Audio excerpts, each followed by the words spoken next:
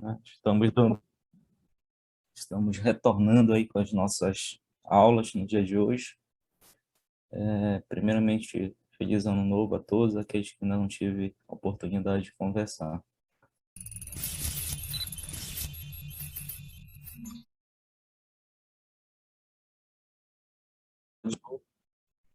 É sobre dois temas que, apesar de não tão comum na prática do cardiologista, via ambulatorial, mas é bastante comum na nossa emergência, né? No SAT, aí, volta e meia, a gente está se deparando com esse paciente.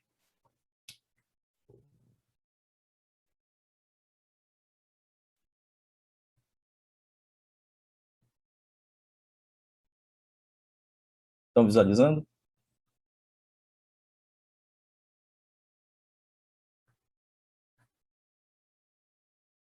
Oi?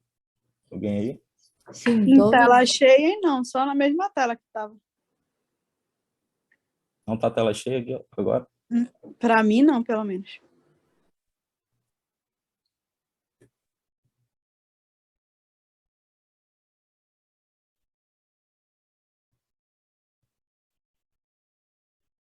Mas está aparecendo o slide? tá aparecendo, Lourenço, só não tá em tela cheia. Ah, tá.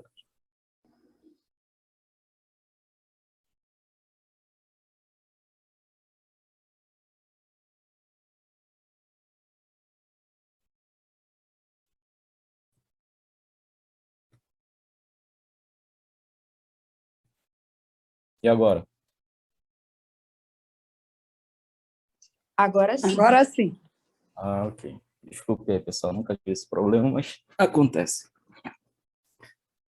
Então, a gente vai falar sobre esses dois temas que são comuns, né? Sobre AVC e doença arterial periférica. E volta e meia, a gente se depara aí com essas situações nos nossos ambulatórios, né? E principalmente aí nas nossas emergências, através do SAT, né? Algumas definições iniciais, elas precisam ser abordadas. Inicialmente, vamos falar do AVC, em seguida da doença arterial periférica. O AVC ele faz parte de um grupo, né, heterogêneo, né, de doenças cerebrovasculares, que se classifica dentro dos infartos agudos do sistema nervoso central, que vai incluir tanto alguma disfunção focal do encéfalo, né, além de alteração de retina ou ainda de medula espinhal, né, sendo que essas alterações devam perdurar aí com os sintomas por mais de 24 horas, né, ou ainda que apresentem alterações radiológicas. O AVC em si, ele vai ser aquelas alterações, o infarto do sistema nervoso central, que vai acometer principalmente estruturas do encéfalo.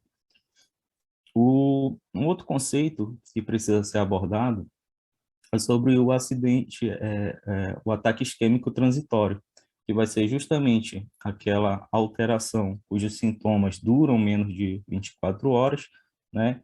E que o paciente não vai apresentar alterações radiológicas, sendo elas agudas ou após essas 24 horas de sintomas.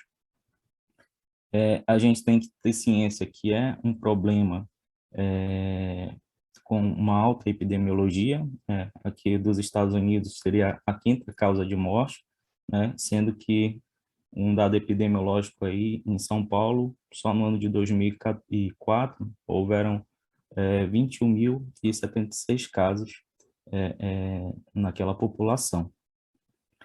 Além disso, o AVC ele vai se classificar aí tanto em hemorrágico ou ainda isquêmico, sendo que a grande maioria, em torno de 87%, serão os AVC de causa isquêmica, na qual há oclusão das artérias aí cranianas. A gente precisa, como cardiologista, saber aonde intervir nessas situações, né? Claro que o médico, aí a equipe mais adequada para o manejo desse paciente é a equipe da neurologia, né, mas o cardiologista aí vai atuar principalmente na prevenção primária, né, com os controles dos fatores de risco. Entre esses fatores de risco, entre os mais importantes, a gente pode citar a hipertensão arterial, né, que grande parte dos pacientes que comparecem nos nossos ambulatórios fazem, de alguma maneira, controle da pressão arterial. A hipercolesterolemia também, que é um fator de risco muito presente. Pacientes que apresentem aterosclerose carotídea, então, é importante, em algum momento aí do acompanhamento desses pacientes, se for o caso, fazer um rastreio, desde que o paciente apresente sintomas, né, e que sugira alguma alteração carotídea. Outro fator de risco muito presente seria a fibrilação atrial, né, que muitos nossos pacientes fazem acompanhamento, então é comum a gente receber um paciente para acompanhar por fibrilação atrial que já teve 3, 2, 4 episódios de AVC ao longo da vida, né? E o paciente já chega de maneira tardia, com sequelas neurológicas importantes, nos nossos ambulatórios já para prevenção secundária. Então, é importante já abordar esse paciente com anticoagulação adequada, né, já no início dos primeiros sintomas. Cada tema desse tem a sua aula específica, então a gente não vai se aprofundar tanto. E, além disso, outros fatores de riscos importantes associados seriam o tabagismo, etilismo, o diabetes mellitus, né, doença renal crônica, obesidade, a própria doença arterial periférica, né, que já indica aí lesões arteriais importantes, pacientes que já sofreram infarto e, obviamente, pacientes que já tiveram algum evento isquêmico anterior. Outro ponto de abordagem seria o paciente no serviço de emergência, né?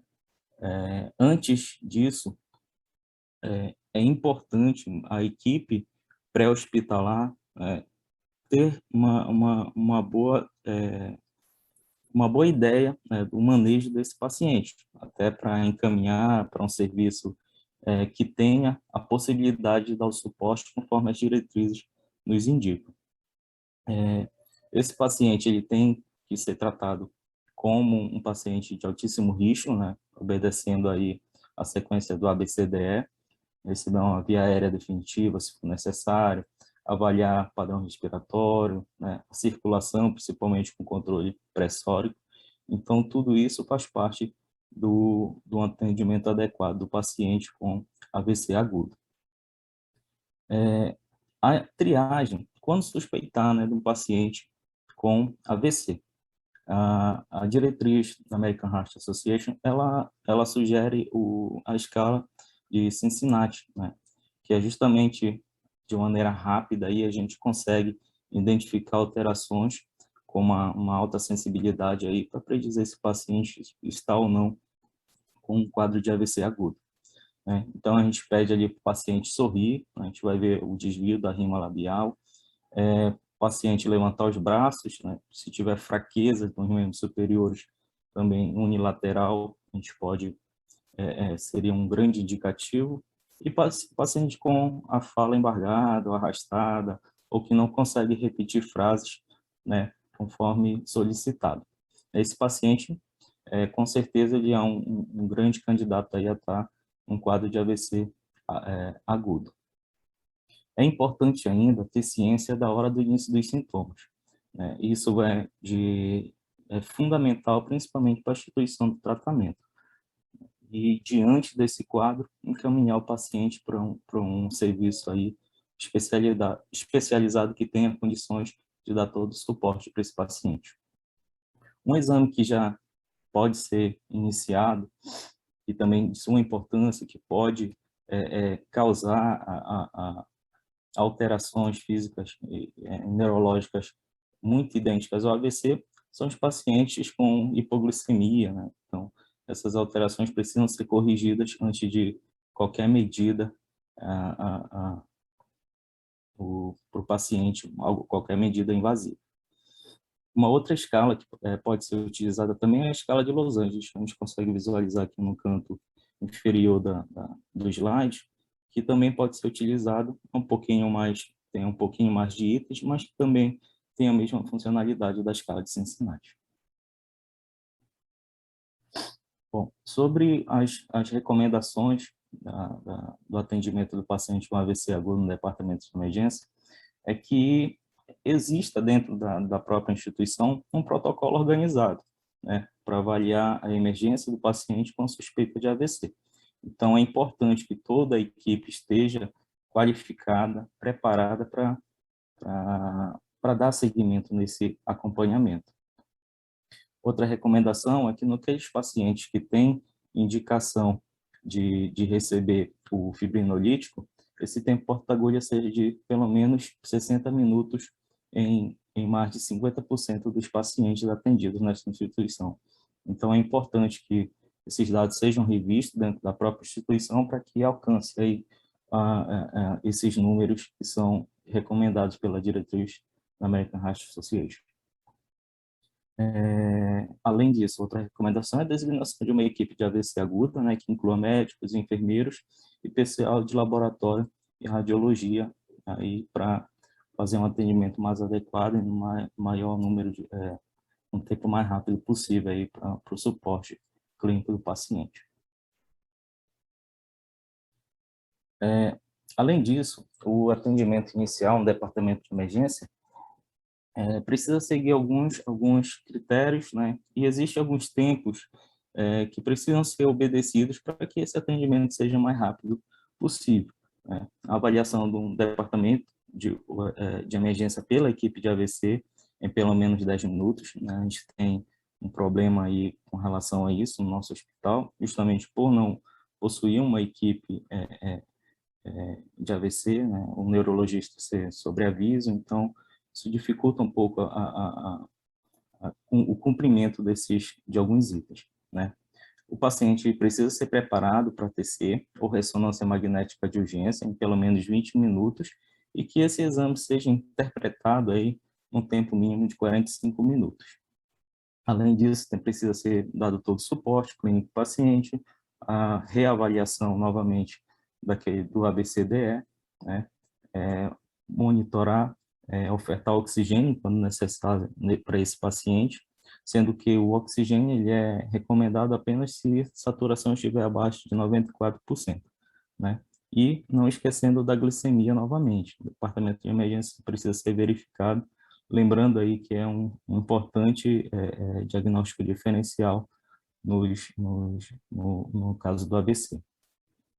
Além disso, precisa estar bem estabelecida a hora do início dos sintomas, isso vai influenciar na instituição do fibrinolítico, e alguns outros exames que podem ser solicitados, mas que não podem atrasar a instituição da terapia, se for necessário, né? Que seria o eletrocardiograma, para avaliar justamente arritmias, podem ser potenciais causadoras do evento isquêmico, né? Além da troponina, que também pode ter alterações durante o acidente vascular cerebral. É importante também que a temperatura desses pacientes esteja controlada, né? Mantendo aí em torno de 38 graus, que são as principais recomendações aí na diretriz. Já no departamento de emergência, algo que precisa também ser bem estabelecido é a classificação de gravidade do paciente, né? Essa classificação ela vai ser feita pela escala do NIAID, né?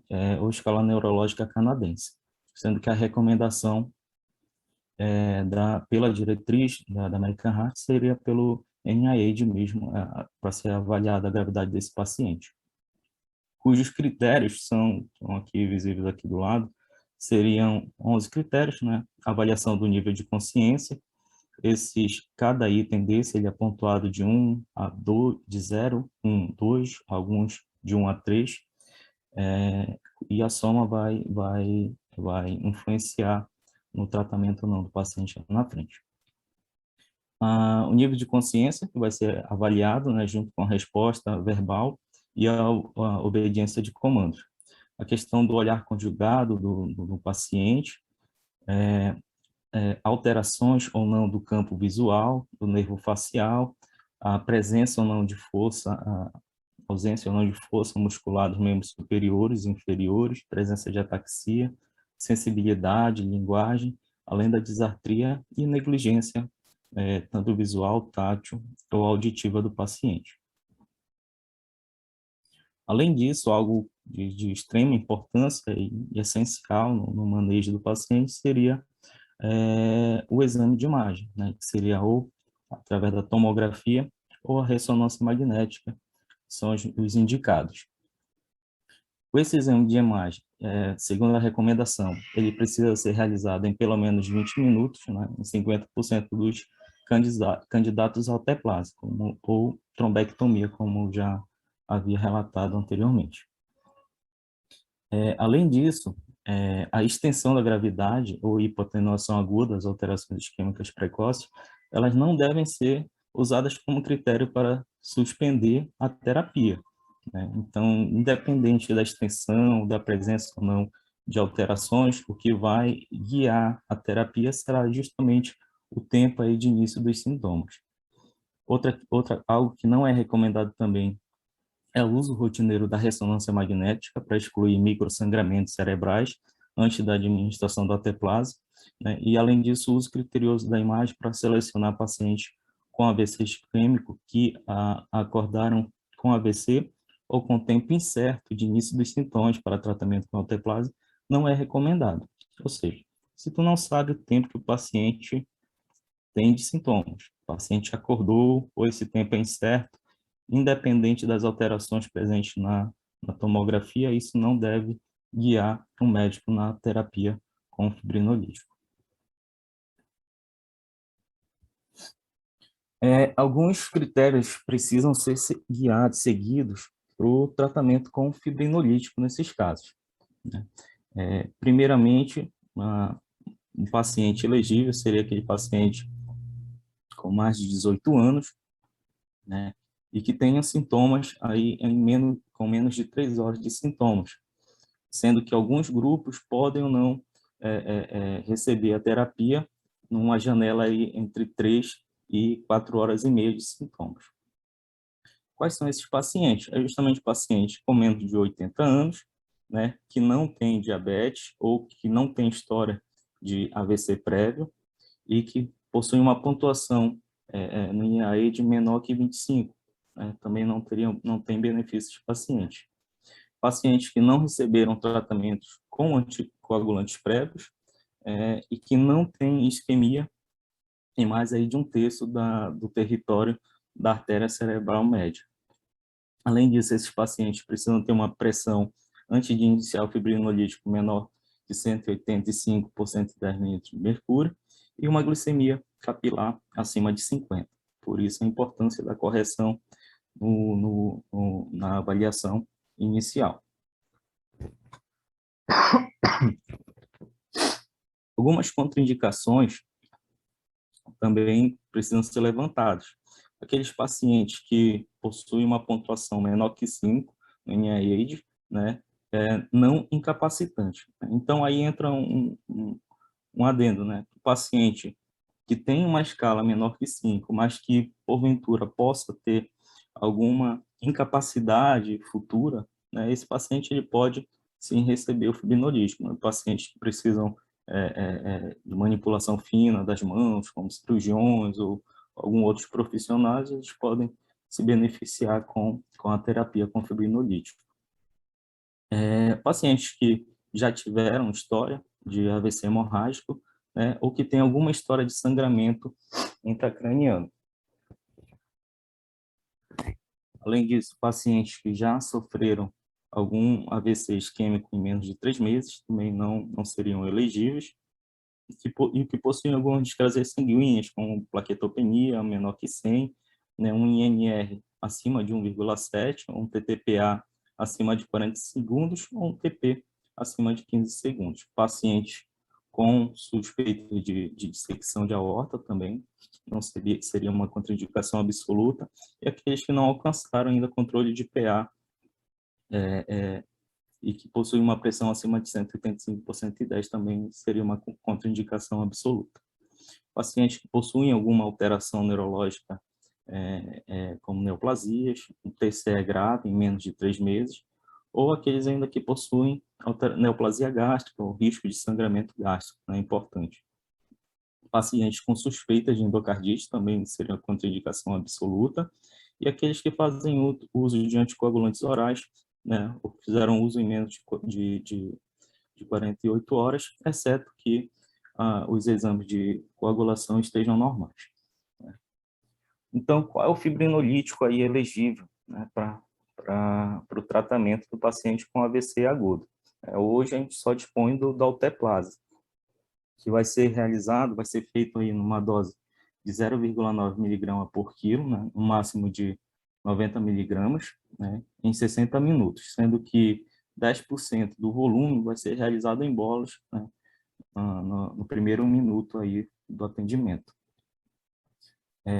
Algumas medicações, né, para controle pressórico são recomendadas na diretriz, é justamente o labetolol, a nicardipina e o nitroprusiato de sódio, né, sendo aí que mais em larga escala aí a gente acaba utilizando o nitroprusiato, que está presente em praticamente todas as emergências. Todos são um pouquinho mais difíceis de achar nas emergências aqui da nossa região. E o objetivo é manter uma PA nas primeiras 24 horas abaixo de 180 por 105 milímetros de mercúrio nas primeiras 24 horas.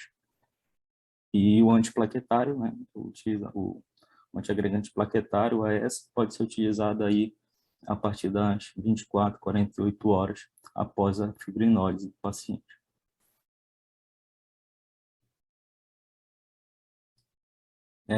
O grande risco do uso dos fibrinolíticos na emergência é justamente o risco de sangramento intracraniano, né? Esses pacientes precisam ter a monitorização contínua, né?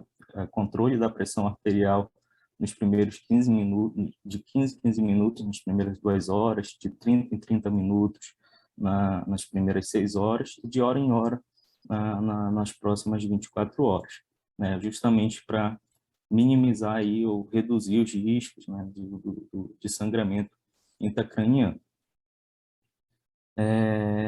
Nesse caso, pacientes com suspeitos de sangramento intracraniano, né, tenha piora neurológica novamente ou alguma situação, é importante parar a infusão novamente e levar esse paciente para tomografia, né, para avaliar se houve ou não algum tipo de sangramento. Além disso,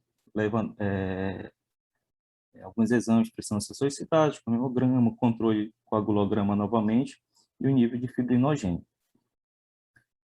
Além disso, pode ser lançado mão de crioprecipitados, né, incluindo o fator 8, nessa dose de 10 unidades infundidas de 10 a 30 minutos.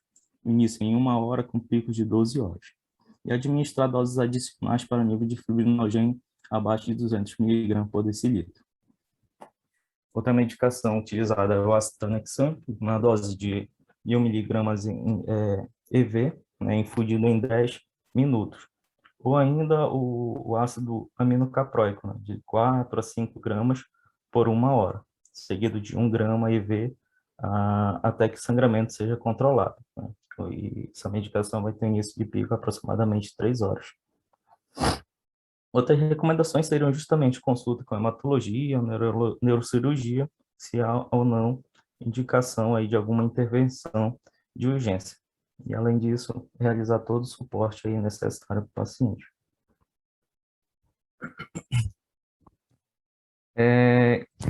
Outra terapia utilizada seria a trombectomia, né? Que existe também alguns critérios pacientes elegíveis para trombectomia. O primeiro critério seria justamente a pontuação de ranking pré-AVC modificada, que a gente visualiza aqui, né? Então, vai avaliar principalmente o estado neurológico desse paciente antes do AVC, pacientes que não apresentavam sintomas ou sem capacidade significante, capaz de realizar todas as atividades habituais. Esses pacientes seriam os elegíveis à trombectomia. Sendo que aqueles pacientes com incapacidade leve a moderada já seriam pacientes com contraindicação ao tratamento. Além disso, aqueles pacientes que possuem oclusões em grandes vasos, né, principalmente na carótida interna ou no território da artéria cerebral média proximal. Paciente acima de 18 anos que possuem uma pontuação acima de 5 no NIH e também que tem alterações no SPECT acima de 6, né? Esse score ele é feito pela tomografia. E que o início dos sintomas sejam em menos aí de 6 horas. Esses seriam os pacientes elegíveis à trombectomia. Bom, sobre AVC, era praticamente o que eu tinha para falar. Alguma dúvida, alguma colocação desse tema inicial?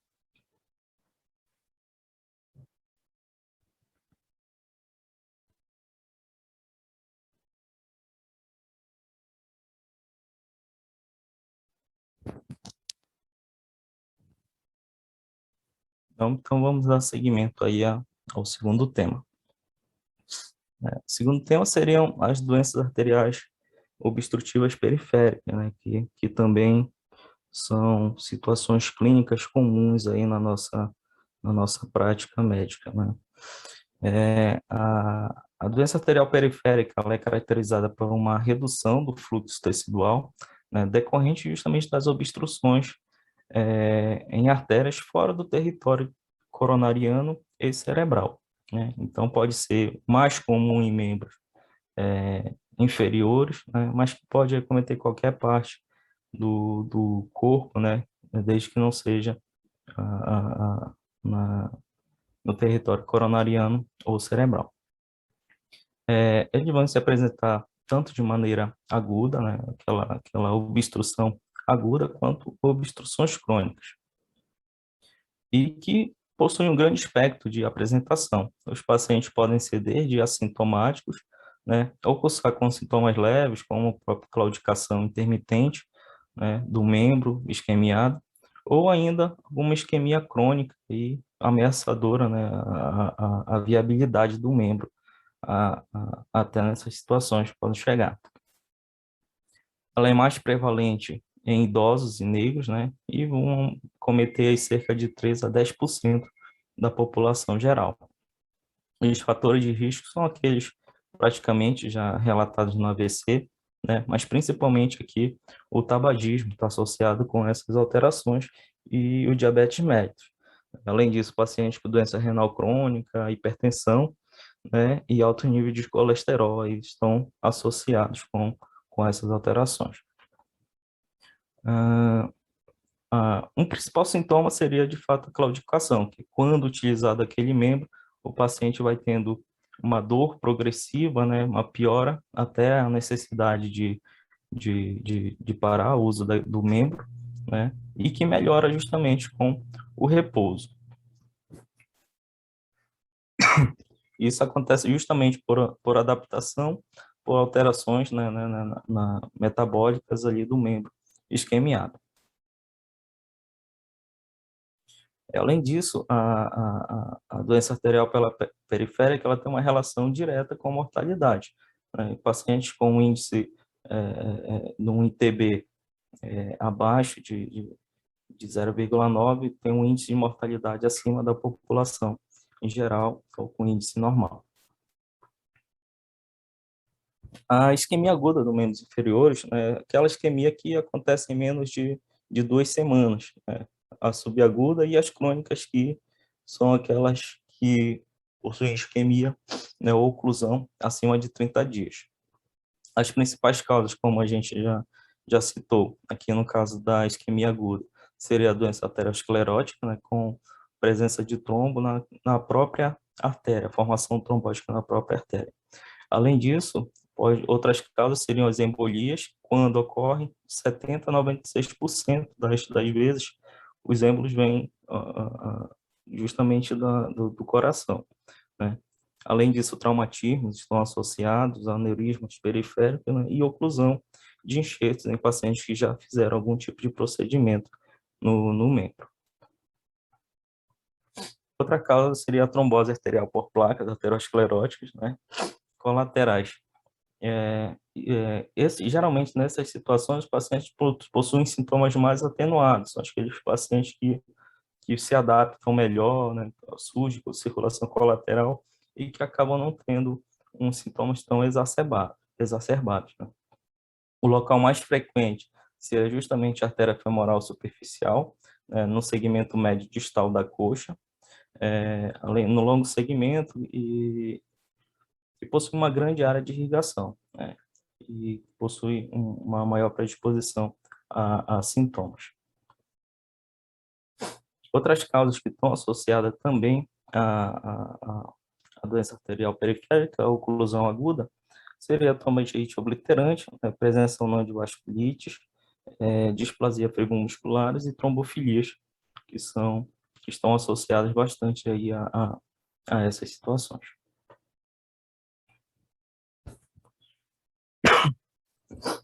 Bom, quando a gente deve suspeitar, né? Então, deve ser guiado aí justamente, observado aí os 5 P's, né, dos sintomas, que seriam a dor, né, a questão do pulso, né, a ausência do pulso periférico sugere a doença arterial periférica, palidez do membro e presença de parestesias e paralisias. O pulso ele vai geralmente indicar a localização da oclusão. Então, sendo distal ali, o último pulso palpável, né, já vai indicar o local da oclusão. E pode ser verificado justamente com Doppler portátil, né, que também vai não indicar ou não a viabilidade do membro naqueles pacientes com sintomas mais importantes.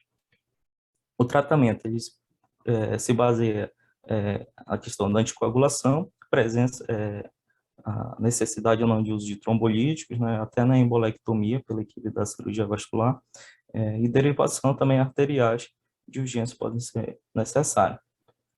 A gente pode classificar o estágio dessas alterações por, basicamente, aqui a classificação de Fontaine, né, que vai do estágio 1 ao 5, né, que vai avaliar a questão do membro, os sintomas, e a classificação de Rutherford também, que pode ser utilizada aí nessas situações.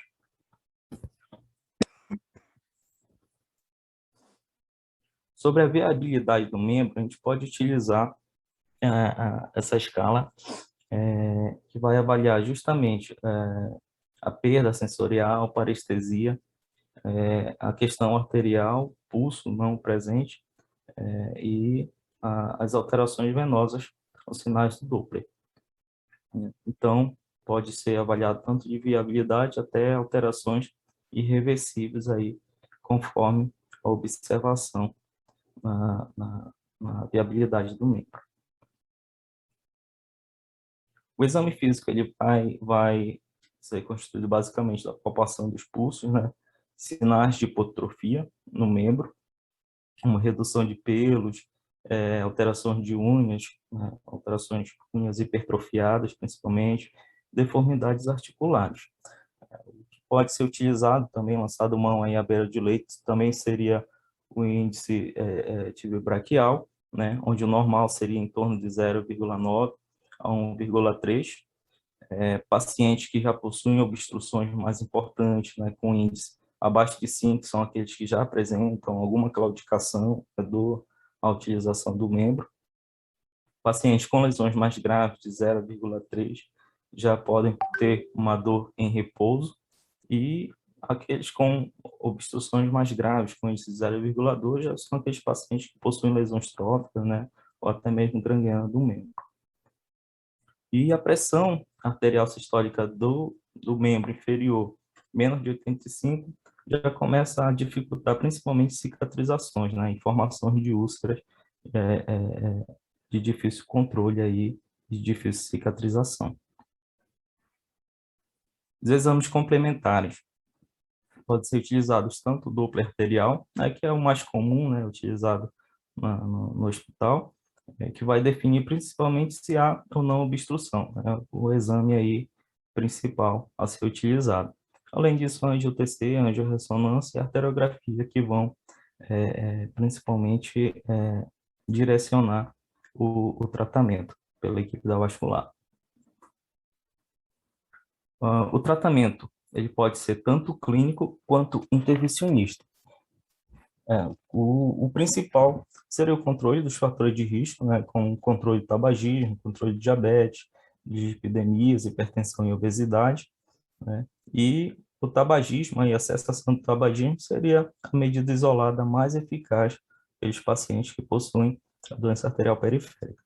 O uso de antiplaquetários também pode ser utilizado, principalmente naqueles pacientes sintomáticos, né? E o objetivo é justamente melhorar a patência das reconstruções cirúrgicas, aqueles pacientes que já foram submetidos a alguma intervenção. Para a claudicação, aqueles pacientes que claudicam, a atividade física ele vai aumentar a distância aí das marchas, né? Melhorar pelo menos a funcionalidade do paciente. De medicações, pode ser utilizado ainda o cilostazol, que é um inibidor da fosfodiesterase, que é a principal medicação utilizada nos pacientes, mas que não tem tanto efeito naqueles que já possuem uma classificação lá de Fontaine acima de 3, de 5, né, aqueles casos mais avançados. Algo a ser utilizado também seria o tratamento intervencionista, que já vai ser indicado naqueles pacientes que possuem uma claudicação limitante, né, ou seja, aquele paciente que não consegue mais fazer nenhuma atividade devido à dor intensa, ou que possui uma isquemia crítica do membro, né, com risco ali à viabilidade do membro. E também pacientes que já têm grande perdas teciduais, com amputações, pacientes com necrose importante, já seriam indicados aí a um tratamento intervencionista. E justamente o tratamento intervencionista vai ser aqueles com claudicação limitante, isquêmica crítica do membro, né, e pacientes com grande perda teciduais, né, que acabou repetindo o restante do slide anterior. E era isso que eu tinha para falar sobre esses dois temas que fazem parte aí do nosso know-how de aulas. Alguma colocação?